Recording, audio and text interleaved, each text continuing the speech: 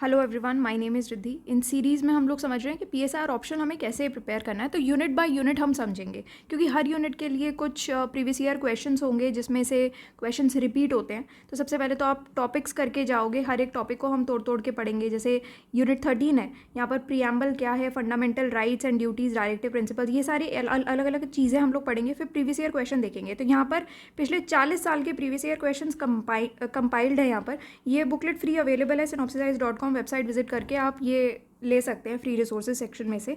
अच्छा, एक चीज़ है कि क्वेश्चंस आप जब भी देखोगे तो आपको पता लगेगा कि ये रिपीटेड क्वेश्चंस है। तो अगर आपने कोई भी कोचिंग ऑलरेडी ज्वाइन कर रखी है तो उसके मटेरियल में आप ये ज़रूर ढूंढो कि क्या उस मटेरियल से प्रीवियस ईयर क्वेश्चन सॉल्व हो रहे हैं। अगर आपको लगता है कि आपके उस मटेरियल से कोई भी प्रीवियस ईयर क्वेश्चन सॉल्व नहीं हो रहे, इसका मतलब वो मटेरियल किसी काम का नहीं है। फॉर एग्जाम्पल 2022 में एक क्वेश्चन दिया गया है कि the preamble of the Indian constitution reflects itself as a social contract, elucidate. तो थोड़ा सा एप्लीकेशन बेस्ड क्वेश्चन है बट थीम सिमिलर है। फिर 2015 का यहाँ पर क्वेश्चन है, in the light of new economic policies adopted in 1991 examine the relevance of the term socialist in the preamble of the Indian constitution. बहुत ही डायरेक्ट क्वेश्चन है। हल्का सा यहाँ पर फर्स्ट स्टेटमेंट में इसको एप्लीकेशन पार्ट इसका बना दिया गया है। तो यहाँ पर क्या है कि जितने भी क्वेश्चंस हैं आपको ये देखना पड़ेगा अपने मटेरियल में, क्या आपके उस कोचिंग मटेरियल से ये क्वेश्चन सॉल्व हो पा रहे हैं या नहीं हो पा रहे। अगर नहीं हो पा रहे हैं तो उस कोचिंग मटेरियल का आप ये मटेरियल डिस्कार्ड कर सकते हो बिल्कुल, क्योंकि किसी काम का नहीं है। इन दी एंड हमें एग्ज़ाम निकालना है। एग्ज़ाम निकालने के लिए आपको क्वेश्चंस उसमें से लगना ज़रूरी है। अदरवाइज़ ऐसे बेसिक नोट्स तो आपको मार्केट में बुक उठा लो ना, तो वहाँ से तो और बेटर बेसिक नोट्स आपको समझ में आ जाएगा। ओपी गौबा उठा लो, ओपी गौबा है, एंड्रयू हेवुड है, ये दो किताबें बोली जाती है कि यहाँ से आ जाएगा, पर यहाँ से आपका पूरा पीएसआर ऑप्शनल प्रिपेयर नहीं हो सकता। तो यहाँ पर यूनिट बाय यूनिट मैंने ये भी आपको बताया हुआ है। ये बेसिकली सीरीज़ उन लोगों के लिए जो खुद से प्रिपेयर कर रहे हैं। तो यहाँ पर मैंने ये भी बताया हुआ है आपको, सिलेबस के साथ साथ पूरा स्ट्रक्चर भी है यहाँ पर कि अगर आप for example सेलियन features of the Indian constitution पढ़ रहे हो तो उसके अंदर भी आपको क्या क्या पढ़ना है, या प्रीएम्बल पढ़ रहे हो तो उसके अंदर भी सब हेडिंग्स में क्या क्या होना चाहिए, कैसे पढ़ना है आपको। साथ ही साथ हर एक यूनिट के लिए मैंने बुक भी बताई हुई है कि ये वाला पर्टिकुलर यूनिट आपको इस किताब से अगर आप प्रिपेयर करोगे तो आपके लिए ज़्यादा सही रहेगा, क्योंकि हर एक टॉपिक की अलग डिमांड होती है। तो यूनिट 13 में जो टॉपिक्स हैं उसकी डिमांड अलग है, वो डिमांड ओपी गौबा या एंड्रयू हेवुड पूरी नहीं कर सकते। तो ऐसे ही यूनिट 13 के लिए आप ग्रानविल ऑस्टिन की बुक है वर्किंग डेमोक्रेटिक कॉन्स्टिट्यूशन, वो रेफ़र करना। यहाँ से ये यूनिट आपकी बहुत ही अच्छे से कवर हो जाएगी, क्योंकि जितने भी ये फंडामेंटल राइट्स, ड्यूटीज़, प्रीएम्बल वगैरह, ये जितनी भी चीज़ें यहाँ पर ग्रानविल ऑस्टिन की बुक से आपको मिल जाएगी। बहुत अच्छी बुक है ये। पर्टिकुलर यूनिट आपका बहुत एनरिच कर देगी आपके नोट्स। ठीक है, अगर आप सिनॉप्सिस ज्वाइन करना चाहते हो तो हम लोग वन स्टॉप सोल्यूशन प्रोवाइड करते हैं, बिकॉज यहाँ पर हम लोगों ने पूरे 40 साल के प्रीवियस ईयर क्वेश्चंस कंपाइल किए हैं, साथ में यही बेसिक बुक्स रेफ़र करके हर एक यूनिट के लिए ऐसे नोट्स बनाए हैं जो कि आपके प्रोबेबल क्वेश्चंस भी बनते हैं। मतलब कि सिलेबस की भी हेडिंग्स आपने ले ली, 40 साल के प्रीवियस ईयर क्वेश्चंस, 40 साल बहुत बड़ा टाइम होता है, इसमें ऑलमोस्ट सारे टॉपिक्स, सारी थीम्स कवर हो जाती हैं। तो ये हम लोगों ने कंपाइल किए। आपका सिलेबस भी कवर हो गया, प्रीवियस ईयर क्वेश्चंस भी कवर हो गए, जिसमें से क्वेश्चंस रिपीट होते हैं। इसी वजह से हिट रेट आपका हमेशा ज़्यादा रहेगा। आप अपने नोट्स बनाओगे और 40 ईयर्स के प्रीवियस ईयर क्वेश्चंस पे आप अपने नोट्स बना लोगे तो आपका खुद का हिट रेट बहुत हाई रहेगा। क्यों? क्योंकि यूपीएससी रिपीट कर देता है क्वेश्चन, और बहुत बार तो word to word question repeat करता है। मैं आपको हर एक यूनिट में यही चीज़ बताती आ रही हूँ। और तीसरी चीज़ है, जब आप ये बुक्स पढ़ोगे ना तो आपको समझ में आ जाएगा कि इसके अंदर हम और सब टॉपिक्स क्या पढ़ सकते हैं। फॉर एग्जांपल प्रीएम्बल है, प्रीएम्बल में हो सकता है सिलेबस में तो सिर्फ प्रीएम्बल ही लिखा हुआ है। 40 ईयर्स प्रीवियस ईयर क्वेश्चंस में कुछ एप्लीकेशन बेस्ड क्वेश्चन आ गए, या प्रीएम्बल के कुछ कीवर्ड्स हैं उन पे क्वेश्चन आ गए। पर और कौन से कीवर्ड्स हो सकते हैं और कौन से क्वेश्चन हो सकते हैं या सब हेडिंग्स हो सकती हैं, वो हमें पता लगेगा इन किताबों से। किताबों से हमें और सब हेडिंग्स पता लग जाएंगी। और आप ये पैटर्न नोट करना कि यूपीएससी हो सकता है उन्हीं सब हेडिंग्स में से, जिसमें से हो सकता है आज तक नहीं पूछा है, वहाँ से आपका पूछ लेगा। तो इसी वजह से हमने वो सब हेडिंग्स भी अपने नोट्स में कवर कर ली हैं। तो अगर ये सारी चीज़ें, तो आप चलो छोड़ दो, एक बहुत ही चैलेंजिंग टास्क है कि इतनी सारी चीज़ें कवर कर देगा कोई कोचिंग, ये बहुत चैलेंजिंग टास्क है। और मैं नहीं मानती कि कोई इतना केपेबल है कि ये नोट्स बना लेगा, क्योंकि ये वही पर्सन कर सकता है जिसके खुद के स्ट्रगल ऐसे रहे हो और जिसने खुद बहुत मेहनत की हो और इस चीज़ में सफ़र किया हो। तो मैंने बेसिकली बहुत सफ़र किया था इस चीज़ में, क्योंकि मार्केट में मुझे नोट्स नहीं मिले थे ये सब चीज़ों के करने के लिए। और लोग कहते थे कि हमारे नोट्स पढ़ जाओ और थोड़ी सी बुक्स रेफ़र कर जाओ, ओपी गॉबो एंट्री है, बट बाकी किताबें कोई बताता ही नहीं था, जिस वजह से मुझे कभी पता नहीं लगा कि ये मैं कैसे प्रिपेयर करूँ प्रीवियस ईयर क्वेश्चन। जब मैं क्वेश्चन लगाने बैठती थी मेरे सॉल्व ही नहीं होते थे। एग्ज़ाम आ गया, एग्ज़ाम में मैंने देखा कि क्वेश्चन ही नहीं लग रहे हैं, तो फिर वो नोट्स का फिर फ़ायदा क्या हुआ, है ना। तो वो दिक्कत होती है। इस वजह से मैंने काफ़ी इस चीज़ में मेहनत लगाई है कि सारी चीज़ें एक ही जगह कंपाइल करके और इसको और एनरिच किया है। और अब तो ये काफ़ी एनरिच्ड है। पीएसआईआर ऑप्शनल का कोर्स जब नया नया लॉन्च हुआ था उसमें कंटेंट में इम्प्रूवमेंट चल रही थी, बट अभी तो काफ़ी इम्प्रूव्ड है ये चीज़। तो ये ऑलमोस्ट परफेक्शन स्टेज पे है, तो ये आप इस पे बेट ले सकते हो। बट इसी वजह अगर आप इतनी सारी चीज़ें अगर आप छोड़ भी देते हो, कोचिंग बाकी कवर करेंगी, तो आप बेसिक मिनिमम जो एक्सपेक्ट करोगे किसी भी कोचिंग से वो आप यही करोगे कि पिछले 40 साल के क्वेश्चंस तो सॉल्व होने ही चाहिए। ये टॉपिक्स, ये थीम्स जो यूपीएससी पूछ रहा है, रिपीट कर रहा है, क्वेश्चंस तो सॉल्व होने ही चाहिए आपके नोट से। तो बेसिक बेयर मिनिमम चीज़ है जो आप एक्सपेक्ट करोगे किसी भी कोचिंग से। नहीं हो पा रहे हैं आपके क्वेश्चन सॉल्व, तो फिर आप टाइम क्यों वेस्ट कर रहे हो। इससे बढ़िया आप अपने खुद के नोट्स बनाओ, यहाँ पर लिखो, अपना रजिस्टर बनाओ, साथ ही साथ लिखते जाओ कि ये पहला टॉपिक है प्रीएम्बल, प्रीएम्बल में से ये क्वेश्चंस आए हैं, ये क्वेश्चंस, जो भी क्वेश्चंस आपके नोट्स में अवेलेबल नहीं है, नोट्स से आपको बेसिक समझ में आ गया तो ठीक है। अब आप एप्लीकेशन बेस्ड क्वेश्चन जो रियल में यूपीएससी ने पूछा है वो आप लगाने बैठोगे, और ये आपको प्रीवियस ईयर क्वेश्चन की बुकलेट लेनी ज़रूर पड़ेगी। जो लोग मेरी इस बात से सहमत हैं और अप्रोच से कुछ सिमिलैरिटीज़ उनको लग रही हैं या फिर अग्री कर रहे हैं, ठीक है, वेरी गुड। अगर जो लोग नहीं भी कर रहे हैं ना, उनको भी मैं यही करूँगी, करना पड़ेगा आपको अग्री। क्यों? क्योंकि 40 साल के प्रीवियस ईयर क्वेश्चन तो आपको करके जाने पड़ेंगे, वही यूपीएससी के स्टैंडर्ड के हिसाब से ही आप प्रिपेयर करोगे, ठीक है। हम कोई पीएचडी नहीं कर रहे हैं, ना ही हम किसी एकेडमिक एरिया में हैं कि हम पूरा अभी ग्रेजुएशन पोस्ट ग्रेजुएशन में सारा कुछ पढ़ना है, हमें वो नहीं करना है। इन दी एंड हमारा एम होना चाहिए एग्ज़ाम निकालना है, तो एग्ज़ाम के क्वेश्चंस तो आपके सॉल्व होने चाहिए। यहाँ पर आप अपना रजिस्टर बनाओ, वहाँ पर एक एक करके क्वेश्चन के आंसर्स यहाँ पर बनाते रहो। जब आप ऐसे आंसर्स बनाते रहोगे आपको क्लियर कट ये समझ में आ जाएगा कि ये पर्टिकुलर नोट्स में सिर्फ बेसिक पार्ट है और ये आपके आंसर्स हैं। तो जब भी आप पढ़ोगे ये नोट्स से बेसिक पढ़ के तुरंत आप अपना ये नोट्स भी रेफ़र करोगे, तो साथ साथ आपको करना पड़ेगा। बट मैं आपको अभी से वॉर्न कर रही हूँ, ये बहुत ही टाइम टेकिंग चीज़ है। इनफैक्ट सालों लग जाते हैं ये करने में, सालों निकल जाते हैं लिटरली। ये मैंने किया है, मेरे को आइडिया है। आप चाहो तो खुद ट्राई करो इसको करने में। तो जो लोग ग्रेजुएशन या पोस्ट ग्रेजुएशन कर रहे हैं वो ज़रूर ये पूरा थीम फॉलो कर सकते हैं, क्योंकि उनके पास टाइम है, अभी भी काफ़ी टाइम है, तो उनके लिए तो बिल्कुल पॉसिबल है। बट जिनका ग्रेजुएशन कंप्लीट हो चुका है, पोस्ट ग्रेजुएशन हो चुका है, वो प्लीज़ इसको आप ट्राई करना चाहो तो कर सकते हो, बट अपने रिस्क पे करना, बहुत टाइम टेकिंग चीज़ है। अदरवाइज़ और टाइम घटाना है और कोचिंग कोई ज्वाइन कर लिया और बाकी अफोर्ड नहीं कर सकते हैं, उस चीज़ के लिए फिर आप वही जो मैंने आपको बताया ना, अपना रजिस्टर बना के ये नोट्स फटाफट से लिखते रहो। तो क्या सारे नोट्स नहीं बनाने पड़ेंगे, सिर्फ क्वेश्चंस के आंसर्स वाला जो पार्ट है वो बनाना पड़ेगा, पर वो भी टाइम टेकिंग है, तो अपने हिसाब से करना, ठीक है। तो पहले देखते हैं कि salient features of the Indian constitution में ये अलग अलग चीज़ें रहेंगी। फीचर्स की ही बात करेंगे इसमें कि प्रीएम्बल में कॉन्स्टिट्यूशन के फीचर्स, फंडामेंटल राइट्स से, ड्यूटीज़ से, तो हर एक जो ये पार्ट है ये सारा चल के आएगा। किसके बारे में बात करेगी पूरी units? Features of the Indian constitution. Salient features of the Indian constitution, पहला तो इंट्रोडक्शन ही आप दोगे, है ना। जब भी हम कोई भी टॉपिक पढ़ते हैं तो सबसे पहले तो इसी टॉपिक का इंट्रोडक्शन करेंगे, सीधा प्रीएम्बल, फंडामेंटल राइट, ड्यूटी ये सब पे जंप नहीं करना। पहले हम ये पढ़ेंगे ये क्या होता है, सेलिएंट फीचर्स क्या होता है कॉन्स्टिट्यूशन का। तो उसमें से भी यूपीएससी ने क्वेश्चन पूछा है। जैसे 2021 में ही क्वेश्चन आया था, founding principles that define India's constitution. 2018 में क्वेश्चन था, Indian constitution is a lawyers paradise. Ivor Jennings का ये क्वेश्चन रहा था। 2012 का क्वेश्चन आया था, extend to which the Indian constitution reflect successful reconciliation of alternative perspectives. ठीक है, अब हम अपने जो स्ट्रक्चर है उसमें देखेंगे कि ये सारी चीज़ें कैसे हमें किन लाइंस पर प्रिपेयर करनी है। तो सबसे पहले तो सेलिएंट फीचर्स ऑफ कॉन्स्टिट्यूशन क्या है, इंट्रोडक्शन आप दोगे। इंट्रोडक्शन आप 2 लाइन में दे सकते हो। फिर आप फाउंडिंग प्रिंसिपल्स बताओगे जो कि इंडियन कॉन्स्टिट्यूशन को डिफाइन करती है। फीचर्स बताओगे आप इंडियन कॉन्स्टिट्यूशन के क्या है। क्रिटिसिज्म बताओगे इंडियन कॉन्स्टिट्यूशन का, क्योंकि कोई भी आप किसी भी थीम के बारे में आप बात करते हो, एक स्ट्रक्चर तो आप फॉलो करते हो ना, बेसिक स्ट्रक्चर होता है जिसके बारे में आप सारी चीज़ें बताते हो, और इस स्ट्रक्चर में आपके सारे 40 साल के प्रीवियस ईयर क्वेश्चन सॉल्व हो जाएंगे, आने वाले क्वेश्चन भी सॉल्व हो जाएंगे।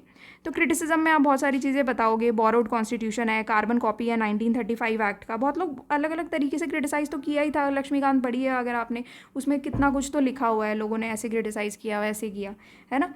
फिर अन इंडियन है, एंटी इंडियन है, देन लोगों ने कहा था कि अन गांधीयन कॉन्स्टिट्यूशन है, फिर एलिफेंटाइन साइज है इसका, फिर बोला था कि लॉयर्स पैराडाइज है, जो आइवर जेनिंग्स ने बोला ना क्वेश्चन आया है, तो उन लाइंस पर आपको ये लिखना है, तो ये भी क्रिटिसिज्म का ही पार्ट आएगा आपका।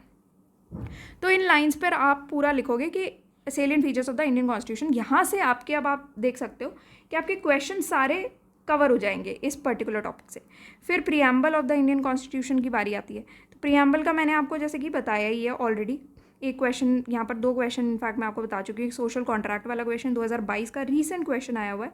2015 का भी मैंने आपको बताया था, न्यू इकोनॉमिक पॉलिसीज़ 1991 से कौन सी हुई थी, तो सारी इकोनॉमिक पॉलिसीज़ आप कवर करोगे, लिबरलाइजेशन, प्राइवेटाइजेशन, ग्लोबलाइजेशन वगैरह वगैरह। फिर उसके बाद सोशलिस्ट वर्ड, आप उसका रेलेवेंस बताओगे preamble of the Indian constitution में। सेक्युलरिज्म पे डायरेक्ट क्वेश्चन आया हुआ है, 2015 का क्वेश्चन है। इनफैक्ट 2015 में आप देख सकते हो 2 क्वेश्चन आए हैं इसी पर्टिकुलर टॉपिक से, मतलब प्रीएम्बल से ही 2 क्वेश्चन आ गए हैं। फिर 2014 में क्वेश्चन आया था provisions for constitutional protection of right to freedom of religion and how far they have succeeded in promoting secularism in India. तो 2 चीज़ों को लिंक करके बोला गया है कि right to freedom of religion और सेक्युलरिज्म दोनों को लिंक करके बताना है। एक चीज़ आप हमेशा से ध्यान रखना प्लीज़, जब भी कोई क्वेश्चन आता है ना, इसमें आपको जल्दबाजी नहीं करनी। क्वेश्चन एग्जाम में ना सबसे पहले ध्यान से पढ़ना है। आधी ज़्यादा गलतियाँ क्या हो जाती हैं, मैं आपको सिंपल बताती हूँ, जो हम सब लोग कॉमन मिस्टेक एक कर देते हैं, क्वेश्चन ना पूरा नहीं पढ़ते या क्वेश्चन आराम से नहीं पढ़ते। कभी कभी हम, क्योंकि टाइम इतना कम होता है ना, तो जल्दबाजी में कभी कभी क्या होता है, हम क्वेश्चंस इतनी जल्दी पढ़ जाते हैं कि आधा पार्ट या तो मिस कर जाते हैं या फिर क्वेश्चन को समझ नहीं पाते, मिस इंटरप्रेट कर लेते हैं, जिसकी वजह से पूरा आंसर गलत हो जाता है। क्योंकि यूपीएससी की डिमांड ना बहुत स्पेसिफिक है कि आपसे जो पूछा गया है उसी का ही आंसर दो। तो स्पेसिफिक डिमांड के लिए आपको स्पेसिफिक आंसर्स ही बनाने पड़ेंगे। जैसे कि यहाँ पर अगर आप सिर्फ इतना पढ़ते हो कि right to freedom of religion के बारे में पूछा है, तो आपने मान लो ऐसे ही ब्लाइंडली सिर्फ फटाफट इसके बारे में लिख दिया कि constitutional protection of right to freedom बोला है, ठीक है, तो आपका क्या है, ये नेक्स्ट पार्ट जो है वो मिस हो गया। अब या फिर आपने देखा कि अरे सेक्युलरिज्म का क्वेश्चन है, फटाफट से सेक्युलरिज्म के बारे में लिख दो, तो वो क्या हो गया, पूरा क्वेश्चन का मतलब ही बदल गया है ना, तो वो डिमांड पूरी नहीं हो पाई। तो यहाँ पर आपको दोनों चीज़ों को रिलेट करके लिखना पड़ेगा। तो एप्लीकेशन बेस्ड क्वेश्चन है ऑल्दो ये, पर आजकल ना यूपीएससी यही टाइप के क्वेश्चन पूछ रहा है, इसी वजह से आपको ये टाइप के क्वेश्चन ही प्रिपेयर करके जाने चाहिए।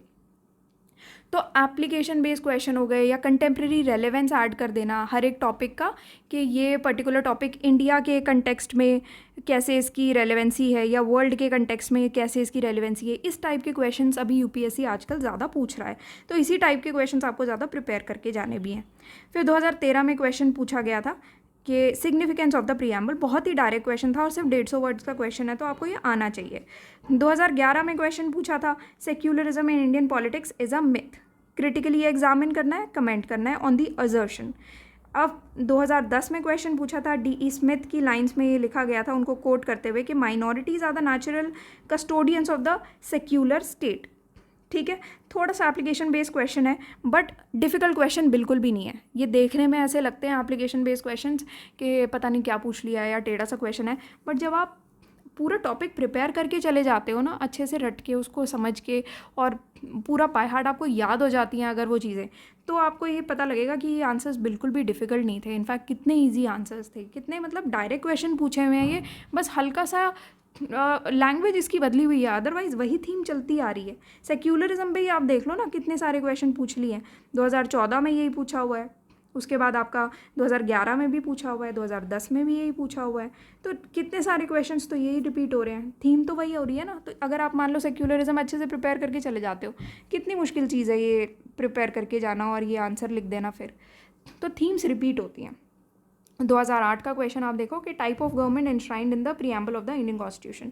2004 में पूछा हुआ है, मेन प्रिंसिपल्स बताने हैं preamble of the Indian constitution में, सिग्निफिकेंस क्या है इसकी, और क्या आपको लगता है कि ये पॉलिटिकल हॉरोस्कोप है हमारी कंट्री के। फिर फंडामेंटल राइट्स एंड ड्यूटीज़ में से कुछ क्वेश्चन आए हैं। पहले हम देख लेते हैं कि प्रीएम्बल के क्वेश्चंस हमारे स्ट्रक्चर में कहाँ फिट इन हो रहे हैं। तो यहाँ है आपका प्रीएम्बल। पहले तो आप इंट्रोडक्शन दोगे, होता क्या है प्रीएम्बल। 2 लाइन में आपको इंट्रोडक्शन देना है, ज़्यादा बड़ा नहीं लिखना है यहाँ पर, पूरा कॉन्सेप्ट एक्सप्लेन नहीं करना। क्यों? क्योंकि आगे हम इसको थोड़ा सा डिटेल में और एक्सप्लेन करने वाले हैं। सिर्फ 2 लाइन का होना चाहिए इंट्रोडक्शन। इंट्रोडक्शन और कॉन्सेप्ट में डिफरेंस ही ये होता है, इंट्रोडक्शन सिर्फ 2 लाइन का, इंट्रोडक्शन को जब हम एक्सप्लेन करते हैं तो वो आपका बन जाता है पूरा कंसेप्ट, वहाँ पर फिर आप और डिटेल में जाते हो। अब next, opinions and comments by eminent personalities about the preamble of the Indian constitution. तो अलग अलग लोगों ने, बहुत ही इन्फ्लुएंशियल लोग थे उस टाइम के, जिन्होंने अलग अलग बातें बोली थी हमारे preamble of the Indian constitution के बारे में। तो उनके ओपिनियन, कमेंट्स वगैरह ये सारी चीज़ें यहाँ पर आपको बतानी है। हिस्ट्री बतानी है प्रीएम्बल की, क्या रही है हमारे कॉन्स्टिट्यूशन में, कैसे बना प्रीएम्बल, क्या क्या स्टेजेस थी, कौन कौन से वर्ड्स पहले आ गए, फिर कौन से अमेंडमेंट से कौन से वर्ड्स पर बाद में आई, ये सारी चीज़ें आप यहाँ पर थोड़ा सा एक्सप्लेन कर दोगे। प्रिंसिपल्स बताओगे, प्रीएम्बल के सिग्निफिकेंस बताओगे इन प्रिंसिपल्स का जो कि प्रीएम्बल में दिए गए हैं। Preamble as a horoscope of the country बताओगे। तो ये एप्लीकेशन बेस्ड क्वेश्चन आपका यहाँ से सॉल्व हो जाना चाहिए। कीवर्ड्स बताओगे। अब ये तो बहुत ही बेसिक क्वेश्चन है, इसमें से अगर आपके एप्लीकेशन बेस्ड क्वेश्चन आ भी जाते हैं तो ये तो आप प्रिपेयर करके जाओगे ही ना, तो ऑब्वियस सी बात है, कीवर्ड्स तो आप प्रिपेयर करके जाओगे ही प्रीएम्बल के। सेक्युलर बताओगे, सोशलिस्ट, रिपब्लिक वगैरह सारे वहाँ पर कीवर्ड्स आप एक्सप्लेन करो उसके। अब देखते हैं फंडामेंटल राइट्स एंड ड्यूटीज़ पर आ जाते हैं। तो मेन थीम मैं आपको बता रही हूँ, मेन टॉपिक्स बता रही हूँ, ये आपको प्रिपेयर करके जाने बहुत ज़रूरी है। 2020 का क्वेश्चन था राइट टू कॉन्स्टिट्यूशनल रेमेडीज़। 2017 में right to privacy, intrinsic part of right to life. 2015 में right to education and concerns raise by. 2013 में आर्टिकल 32 की सिग्निफिकेंस पर क्वेश्चन पूछा था। 2005 में आर्टिकल 51A फंडामेंटल ड्यूटीज़ जिसमें बताई गई है उसके बारे में क्वेश्चन पूछा हुआ है। बहुत ही डायरेक्ट क्वेश्चन है, आप देख सकते हो, ऐसा कोई बहुत डिफिकल्ट क्वेश्चन नहीं आए हुए। तो लक्ष्मीकांत रेफर करोगे आप, आपका हो जाना चाहिए। 2004 में क्वेश्चन आया था फंडामेंटल ड्यूटीज़, बहुत डायरेक्ट क्वेश्चन आया था। तो ये क्या है फिर, मतलब क्वेश्चन देखो आप, 2005 में क्या आया, फंडामेंटल ड्यूटीज़। इनफैक्ट कमेंट पूछा गया फंडामेंटल ड्यूटीज़। 2004 में क्या है, कमेंट, फंडामेंटल ड्यूटीज़। फिर 2003 में पूछा गया राइट अगेंस्ट एक्सप्लॉयटेशन। 1999 में पूछा गया right to constitutional remedies under article 32 of the Indian constitution, application principle of res judicata. तो आप ये देखो कि कॉन्स्टिट्यूशनल रेमेडीज़ पे अभी रिसेंटली 2020 में क्वेश्चन आया था और लास्ट क्वेश्चन आया था 1999 में। इसी वजह से हम लोग पिछले 40 साल के क्वेश्चन करके जाते हैं। कई लोग बोलते हैं कि हम 10 साल के कर जाएँ क्वेश्चन काफ़ी हो जाएंगे, 5 साल के कर जाएँ काफ़ी हो जाएंगे। नहीं होंगे काफ़ी, क्योंकि 40 साल एक एम्पल अमाउंट ऑफ टाइम होता है जहाँ से यूपीएससी क्वेश्चंस पूछता है, उसमें सारी थीम्स कवर होती हैं। तो 5 साल 10 साल से नहीं हो पाएगा, 40 साल के मिनिमम तो करके जाओ ही प्लीज़, इतना तो करके जाना चाहिए आपको। इतना बड़ा एग्ज़ाम है, इतनी हाइप बना के रखी हुई एग्ज़ाम की, तो इतने बड़े एग्ज़ाम के लिए 40 साल के क्वेश्चंस करने इतना तो बनता ही है आपका। तो इसमें आपको बेसिक चीज़ आपको ये ध्यान रखनी है, जब 99 के क्वेश्चन रिपीट हो गया ना, तो यहाँ पर आजकल आप यूपीएससी को देखोगे 90s के क्वेश्चन, 80s के क्वेश्चन भी इनफैक्ट बहुत रिपीट हो जाते हैं। इसी वजह से ये क्वेश्चंस प्लीज़ करके जाना, पुराने वाले ज़रूर करके जाना। 1994 में रिवर्स डिस्क्रिमिनेशन पर क्वेश्चन पूछा गया था, इस बार आ सकता है ये वाला क्वेश्चन, बहुत ही अच्छा क्वेश्चन है ये। फिर डायरेक्टिव प्रिंसिपल्स के क्वेश्चन अभी देखते हैं। सबसे पहले हम ये देखते हैं कि फंडामेंटल राइट्स कैसे कवर्ड है। तो एक आप सबसे पहले जैसे ही आपका प्रीएम्बल खत्म होता है उसके बाद आप नेक्स्ट हेडिंग बनाते हो फंडामेंटल राइट्स एंड ड्यूटीज़। ये दोनों हेडिंग हमने, दोनों टॉपिक्स एक ही हेडिंग में क्यों लिए हैं, क्योंकि सिलेबस में भी इसी तरीके से पूछा गया है, ऐसे दिया हुआ है। तो सबसे पहले हम फंडामेंटल राइट्स एक्सप्लेन करेंगे।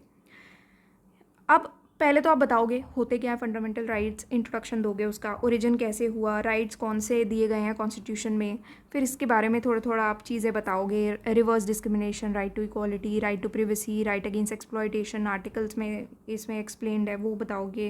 Right to freedom of religion explain करोगे, कल्चरल एजुकेशनल राइट्स एक्सप्लेन करोगे, राइट टू कॉन्स्टिट्यूशनल रेमेडीज़, ये सारी चीज़ें आप यहाँ पर बता दोगे। फिर आप सिग्निफिकेंस बताओगे, फंडामेंटल राइट्स क्यों ज़रूरी हैं, क्यों होने चाहिए, क्या इसकी इंपॉर्टेंस है, सिग्निफिकेंस क्या है।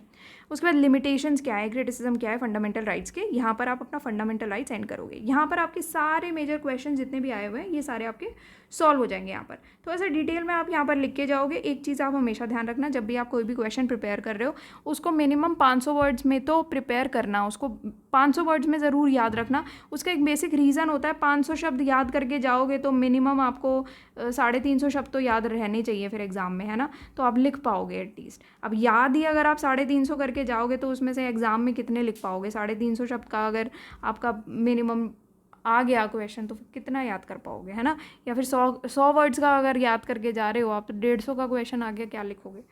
फिर डायरेक्टिव प्रिंसिपल्स हैं, तो इसमें 2021 में क्वेश्चन पूछा गया था कि constitutionally reconciling the fundamental rights with the directive principles of state policy. यहाँ पर आप थोड़ा सा ध्यान देना है इस चीज़ पर। एप्लीकेशन बेस्ड क्वेश्चन है, 2021 का क्वेश्चन है। अभी रिसेंट क्वेश्चन मैं जितने भी बात करूँगी आप सब में देख लेना, ज़्यादातर एप्लीकेशन बेस्ड क्वेश्चन पूछे जा रहे हैं, तो इसलिए आपको अपनी प्रिपरेशन काफ़ी स्ट्रॉन्ग रखनी पड़ेगी सारे टॉपिक्स के लिए। टॉपिक्स आपके बहुत अच्छे कवर होने चाहिए, और इसके लिए यही चीज़ होती है कि आप पहले से नोट्स बना के रखो और जो है उसी को बार बार रिवाइज करो। Don't go for random different materials और एक आध क्वेश्चन जो नया आ गया उसकी सर्च में आप अलग अलग मटेरियल्स देख रहे हो। क्यों? क्योंकि उसके एक बेसिक चीज़ होती है, आप एक क्वेश्चन के चक्कर में अपनी पूरी 99% प्रिपरेशन जो है ना वो खतरे में डाल लोगे। और आपको भी पता है मल्टीपल चॉइस क्वेश्चंस आती है तो कहीं नहीं जाते। अगर आप यहाँ के नोट्स करके गए थे, इनफैक्ट जितने स्टूडेंट्स करके गए थे उनका हिट रेट बहुत ही अच्छा था। इनफैक्ट 48 क्वेश्चन आए थे 56 क्वेश्चन में थे, और आपको पता है पूरे क्वेश्चन तो करने भी नहीं होते, तो आपका 100% हिट रेट है टेक्निकली अगर देखा जाए तो, है ना। तो आप वो चीज़ प्लीज़ ध्यान में रखो और उसी हिसाब से प्रिपेयर करना। तो फंडामेंटल राइट्स को रिकनसाइल करना है directive principles of state policy DPSP के साथ। This has led to frequent amendments of the constitution. जब भी हम कॉन्स्टिट्यूशनली इन दोनों चीज़ों को रिकनसाइल करते हैं तो इससे बहुत सारे अमेंडमेंट्स हुए, ठीक है, और जुडिशियल इंटरवेंशंस हुई। तो ये आपको क्वेश्चन पूछा गया है, इसमें आपको 4 चीज़ों के बारे में बात करनी है। जब आप थोड़ा सा इसको पढ़ लोगे ना, क्वेश्चन आपको समझ में आ जाएगा। तो कॉन्स्टिट्यूशनली फंडामेंटल राइट्स के बारे में आप बात करोगे, directive principles of state policy DPSP के बारे में बात करोगे, फिर आप अमेंडमेंट्स बताओगे जो इन दोनों के लिए हुई हैं, इन दोनों के रिगार्ड में जितनी भी अमेंडमेंट्स की गई हैं वो बताओगे, जुडिशियल इंटरवेंशन जो की गई हैं, जुडिशियल केसेस आए हैं, जो भी आर्टिकल्स इन्वॉल्व हैं, वो सारी चीज़ें आप बताओगे, ठीक है। तो ये DPSP का ये पार्ट रहेगा। फिर 2019 का क्वेश्चन था, रेलेवेंस पूछा था DPSP का, in the era of liberalisation globalisation. 2016 का क्वेश्चन आया था, provisions made in the constitution for the protection of environment. फिर 2014 का क्वेश्चन आया था, increasingly higher focus on DPSP। फिर 2012 में भी relevance of DPSP in the era of liberalisation globalisation. अब आप ये क्वेश्चन देखो, 2019 में जो पूछा गया है, 2012 में जो पूछा गया है, डायरेक्ट रिपीटेड क्वेश्चन है, वर्ड टू वर्ड रेपिटेशन है, वर्ड टू वर्ड लिटरली। तो इसी वजह से आपके लिए बहुत ज़रूरी हो जाता है कि आपके नोट्स जो भी आप कोचिंग से पढ़ रहे हो, जो भी कोचिंग आपने ज्वाइन की हुई है, उन नोट्स में आपके प्रीवियस ईयर क्वेश्चन तो सॉल्व होने ही होने चाहिए। अगर प्रीवियस ईयर क्वेश्चन ही सॉल्व नहीं हो रहे फिर तो क्या फ़ायदा। और UPSC जब रिपीट ही कर रहा है तो इतना तो आपका बेसिक बनता ही है। तो लिबरलाइजेशन ग्लोबलाइजेशन की एरा में आपको बताना है ये चीज़। तो एप्लीकेशन बेस्ड क्वेश्चन है और रेपिटेशन भी हो रहा है क्वेश्चन का, तो ये आप बताओगे। और बहुत ही रीसेंट क्वेश्चन है, 2019 में ही पूछा हुआ है, ऐसा नहीं है बहुत पुराना क्वेश्चन आया है। 2011 में क्वेश्चन पूछा हुआ है। फिर सिग्निफिकेंस बताना है DPSP का in achieving goal of socio economic justice. फिर 2007 में क्वेश्चन पूछा हुआ है कि DPSP are not mere pious declarations but clear directions for the guidance of state policy. बहुत क्लियर डायरेक्शंस है, ये आपको इस चीज़ में डिस्क्राइब करना है कि DPSP का थोड़ा सा रेलेवेंस बताना है। फिर 2005 का क्वेश्चन आया था कि fundamental rights and DPSP constitute the core and conscience of the Indian constitution, comment on the emerging trends in their inter relationship. Again ये इंटर रिलेशनशिप वाला क्वेश्चन है और हल्का सा चेंज्ड है, और ऑलमोस्ट थीम इसकी सेम ही है जो हमने यहाँ पर पढ़ी थी जब हमने रिकनसाइल किया था फंडामेंटल राइट्स और डायरेक्टिव प्रिंसिपल्स को। तो जब भी हम रिलेट करके दोनों को पढ़ेंगे, फंडामेंटल राइट्स DPSP को, तो इसके आप अलग अलग एस्पेक्ट्स में पढ़ लोगे इसको। तो आगे मैं आपको बता दूंगी इसकी सब हेडिंग्स में आपको कौन कौन से एस्पेक्ट्स के तौर पे आपको ये पर्टिकुलर टॉपिक कवर करना है, इसका रिलेशनशिप, तो आपको और क्लैरिटी मिल जाएगी। 2003 में क्वेश्चन पूछा था, DPSP are not mere pious declarations, ठीक है। 2007 का क्वेश्चन पढ़ना और अब ये वाला 2003 का क्वेश्चन प्लीज़ पढ़ो कि DPSP are not mere pious declarations but clear directions for the guidance of state policy, comment and show how far they have been applied in practice. 2007 का क्वेश्चन आया है, 2003 का क्वेश्चन आया, वर्ड टू वर्ड रेपिटेशन है। अब थोड़ा सा ये देख लेते हैं कि DPSP आपका यहाँ पर कैसे फिट इन होगा स्ट्रक्चर में। तो सबसे पहले आप बताओगे यहाँ पर कि फंडामेंटल ड्यूटीज़ यहाँ पर बात की हुई है। तो फंडामेंटल ड्यूटीज़ में आप बेसिक चीज़ें यहाँ पर एक्सप्लेन कर दोगे। Introduction need for fundamental duties इन सब मैं ऑलरेडी एक्सप्लेन कर चुकी थी, बट ये स्ट्रक्चर रह गया था। तो इंट्रोडक्शन आप बता दोगे, इसका बताओगे फंडामेंटल ड्यूटीज़ क्या होती है, क्यों हमें ज़रूरत है, सोर्स क्या है, फंडामेंटल ड्यूटीज़ कहाँ से आती है, और fundamental duties and aid to the interpretation of constitutional provisions. इन लाइंस पर आप फंडामेंटल ड्यूटीज़ प्रिपेयर कर जाओगे तो ड्यूटीज़ के बेस पर जितने भी आंसर्स हैं आपके सारे कवर हो जाएंगे। बहुत ज़्यादा तो नहीं है, बट हाँ कवर हो जाएंगे आपके सारे। हाँ, अब डायरेक्टिव प्रिंसिपल्स पर आ जाते हैं। तो सबसे पहले तो आप कंसेप्चुअल अंडरस्टैंडिंग लोगे कि फंडामेंटल राइट्स और directive principle of state policy की। यहाँ पर सबसे पहले तो आप इंट्रोडक्शन दे दोगे कि क्या होता है directive principles of state policy, थोड़ा सा आप उसके बारे में बताओगे। कंसेप्चुअल अंडरस्टैंडिंग बताओगे जब इन दोनों को रिलेट करके बताओगे, फंडामेंटल राइट्स एंड डीपीएसपी को। सबसे पहले बताओगे इंपॉर्टेंस क्या है फंडामेंटल राइट्स एंड डीपीएसपी का। फिर डॉक्ट्रीन ऑफ हार्मोनियस कंस्ट्रक्शन पर बात करोगे। फिर DPSP and fundamental rights as core and conscience of the constitution. फिर constitutional reconciliation of fundamental rights and DPSP. तो इन लाइन्स पर जब आप एस्पेक्ट्स कवर कर लोगे तो आपके जितने भी प्रॉबेबल क्वेश्चंस भी हैं और जो आ भी चुके हैं क्वेश्चंस, वो सारी लाइंस पर आपका आंसर यहाँ पर कवर हो जाएगा। फिर आप यूटिलिटी बताओगे डायरेक्टिव प्रिंसिपल्स की, क्या यूज़ है इसका, क्या ज़रूरत है इसकी, है ना, क्योंकि अभी मस्ट हैव तो है नहीं कि आपको करना ही है, बट फिर भी दिए हुए हैं, क्लियर डायरेक्शंस हैं, तो उस केस में इसकी ज़रूरत क्या है, क्या यूटिलिटी है, कैसे यूज़ होता है। इंट्रोडक्शन दोगे, directive principles as an instrument of instruction कैसे है ये, इस पर क्वेश्चन भी पूछा गया था ना, तो वही चीज़ यहाँ पर बात की है। सोशलिस्टिक प्रिंसिपल्स के रिगार्डिंग आप बताओगे। फिर लिबरल इंटेलेक्चुअल प्रिंसिपल्स कवर करोगे। Indian constitution and environmental protection cover करोगे। Then liberalisation, globalisation and DPSP, इनको रिलेट करके बताओगे। तो ये तीनों चीज़ रिलेट करके भी जब आप बात करते हो, जो लास्ट पॉइंट है, तो ये आपका जो एप्लीकेशन बेस्ड क्वेश्चन आया था वो भी यहाँ से आपका कवर हो जाएगा। क्रिटिसाइज करके बस अपना आंसर को आप कंक्लूड करोगे यहाँ पर। अब नेक्स्ट चीज़ हम बात करते हैं, नेक्स्ट टॉपिक पे आते हैं, parliamentary features and amending procedure. ये भी सिलेबस की हेडिंग है, इस वजह से हम यहाँ पर पढ़ेंगे। 2021 में क्वेश्चन आया था significance of first constitutional amendment. फिर 2017 में क्वेश्चन आया था differentiate parliamentary supremacy from parliamentary sovereignty. अच्छा, ये वाला जो क्वेश्चन आया ना 2021 वाला फर्स्ट कॉन्स्टिट्यूशनल अमेंडमेंट का, ये तो परफेक्ट क्वेश्चन ही ग्रानवेल ऑस्टिन की बुक से आया, जो मैंने आपको बुक बताई हुई है। क्वेश्चन ही वहीं का है और कोई किताब का भी नहीं है। इसी वजह से मैं आपको यूनिट वाइज भी बुक्स बता रही हूँ जो कोई भी नहीं बताता। पता नहीं क्यों नहीं बताते लोग, मुझे नहीं पता। 2017 में क्वेश्चन आया था कि पार्लियामेंट्री सुप्रीमेसी को पार्लियामेंट्री सॉवरेनिटी से डिफ्रेंशिएट करके बताना है। फिर क्या आप कंसिडर करते हो कि इंडियन पार्लियामेंट एक सॉवरीन पार्लियामेंट है? इस लाइंस पर आपको बात करनी है। थोड़ा सा एप्लीकेशन बेस्ड क्वेश्चन है। 2016 का क्वेश्चन था article 368 does not enable parliament to alter the basic structure और फ्रेमवर्क ऑफ द कॉन्स्टिट्यूशन। फिर 2016 का क्वेश्चन था philosophy administration of distribution of powers between state, centre and state required to be reassessed. 2016 में 42nd constitutional amendment act पर question आया था कि to make the economic and social democracy explicitly visible. 2015 का question था contested areas in state centre state relations. 2013 में फिर जो फेमस केसेस हैं उनके बारे में, उनके सिग्निफिकेंस के बारे में बताया था, जो वर्डिक्ट्स दिए सुप्रीम कोर्ट ने गोलकनाथ केस में, केशवनंद भारती केसेस में। तो ये कैसे आपका इंपॉर्टेंट है, सिग्निफिकेंस क्या है इसका in understanding the scope of article 368 in regard to fundamental rights. 2011 का क्वेश्चन था गवर्नर पर क्वेश्चन आया था कि नॉर्मल कंडीशन में तो गवर्नर एक कॉन्स्टिट्यूशनल एग्जीक्यूटिव है, बट कॉन्स्टिट्यूशनल क्राइसिस में वो बहुत पावरफुल और इफेक्टिव एग्जीक्यूटिव बन जाता है। ये चीज़ ना आपकी सिनॉप्सिस के जो पॉलिटी के नोट्स हैं उसमें बहुत अच्छी कवर होगी। क्यों? क्योंकि ना जब हमने पढ़ाया है ना तो इसी तरीके से पढ़ाया। अच्छा ठीक है, किसी ने अगर नहीं ज्वाइन किया उसको मैं बता देती हूँ। जब भी आप कोई चीज़ पढ़ रहे हो ना तो आप पॉलिटी को भी इस तरीके से नहीं पढ़ोगे। पहले हम क्या करते थे, पहले कि प्रेसिडेंट पढ़ रहे हैं, प्राइम मिनिस्टर पढ़ेंगे, फिर गवर्नर पढ़ेंगे, चीफ मिनिस्टर पढ़ेंगे, ऐसे नहीं करना। अब मैं आपको तरीका बताती हूँ पढ़ने का क्या होता है इसको। आप पढ़ो प्रेसिडेंट वर्सेस, इसको कंपैरिजन में पढ़ना। यहाँ पर प्रेसिडेंट के पॉइंटर्स लिख लेना, इस बीच में लाइन डालना और यहाँ पर लिख लेना आप क्या नाम है, गवर्नर।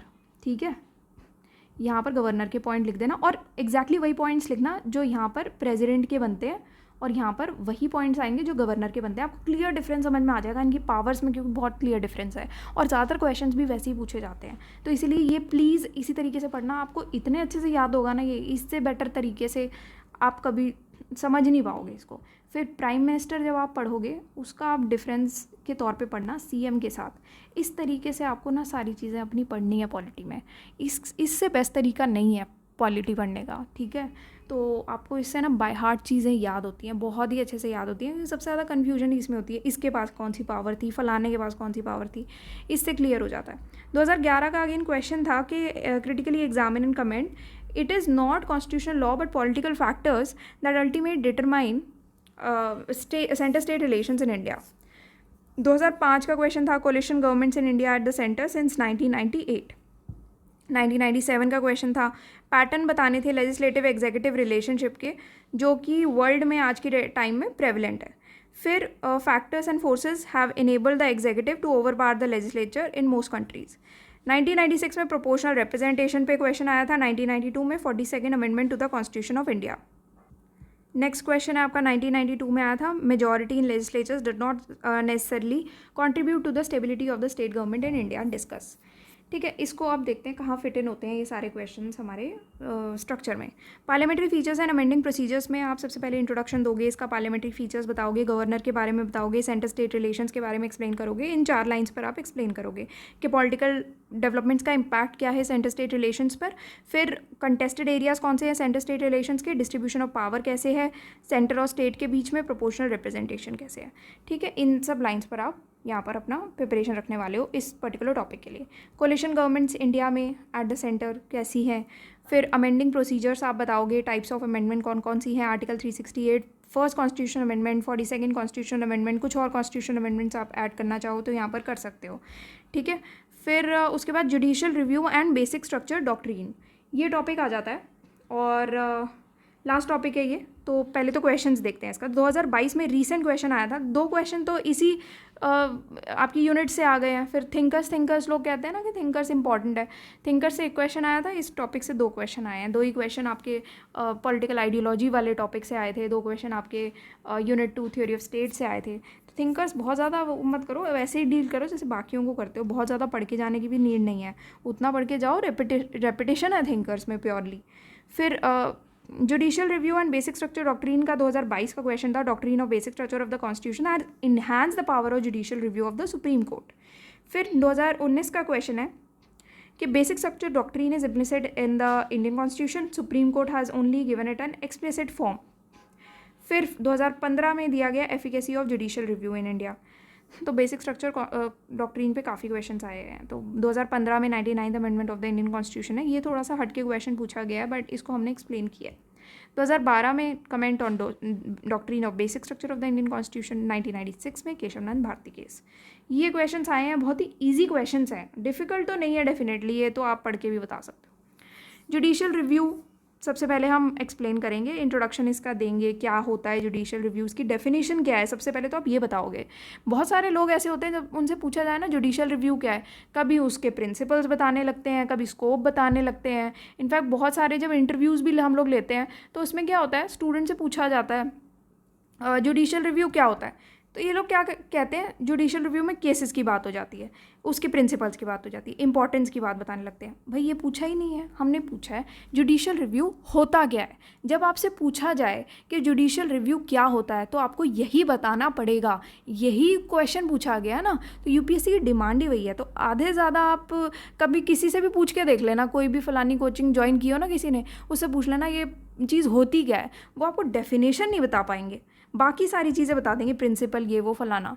तो जब किसी को डेफिनेशन नहीं पता होगी ना, इसका मतलब उसका इंट्रोडक्शन गंदा है, इंट्रोडक्शन नहीं आता उसको, क्योंकि डेफिनेशन तो आपको इंट्रोडक्शन में लिखनी पड़ेगी, तभी आपका इंट्रोडक्शन रहेगा। और अगर एग्जामिनर ने आपका इंट्रोडक्शन पढ़ लिया और आपको ये नहीं आता होगा कि ये होता क्या है, अगर इंट्रोडक्शन गंदा हुआ तो एग्जामिनर आगे यहीं से ही आपका पहला इंप्रेशन पड़ जाएगा, और आगे पढ़ने में फिर कितने इंटरेस्ट के साथ जो लोग पढ़ने वाले हैं वो देखो आप। तो पहली चीज़ तो आपकी अच्छी होनी चाहिए, इम्पैक्टफुल होनी चाहिए, कि आपको क्लैरिटी है इस टॉपिक की, ठीक है, वो चीज़ होना चाहिए। फिर स्कोप क्या है जुडिशियल रिव्यू का, इंपॉर्टेंस क्या है जुडिशियल रिव्यू की, एफिकेसी, लिमिटेशंस, इन लाइंस पर आप बात करोगे। बेसिक स्ट्रक्चर डॉक्ट्रीन में अलग अलग चीज़ों के बारे में बात करोगे, और केशवनंद भारती केस के बारे में बात करोगे, डॉक्ट्रीन ऑफ बेसिक स्ट्रक्चर बात करोगे, इम्प्लीकेशन क्या है इस जजमेंट की, basic structure of the constitution. यहाँ पर एक चीज़ आप और ऐड करोगे, गोलकनाथ केस भी आप यहाँ पर ऐड करके बताओगे। फिर 99 amendment of the Indian constitution, introduction बताओगे, बेसिक अंडरस्टैंडिंग इसकी बताओगे, कॉम्पोजिशन बताओगे एनजीएसी का, फंक्शंस बताओगे एनजेएसी के, फिर supreme court declares NJAC unconstitutional, ये सारी लाइंस पर आप बात करने वाले हो। बुक्स मैं आपको ऑलरेडी बता ही चुकी हूँ। एंड किसी को अगर कोर्स के रिगार्डिंग कुछ भी क्वेश्चन करना है तो आप वेबसाइट विजिट करके देख सकते हो। कोर्सेज पे जाना, ऑप्शनल कोर्स पे जाना, पीएसआर ऑप्शनल कोर्स पर आप क्लिक करोगे तो यहाँ पर आपको डेमो कंटेंट में ये डेमो पीडीएफ यहाँ से अवेलेबल हो जाएगी, ठीक है।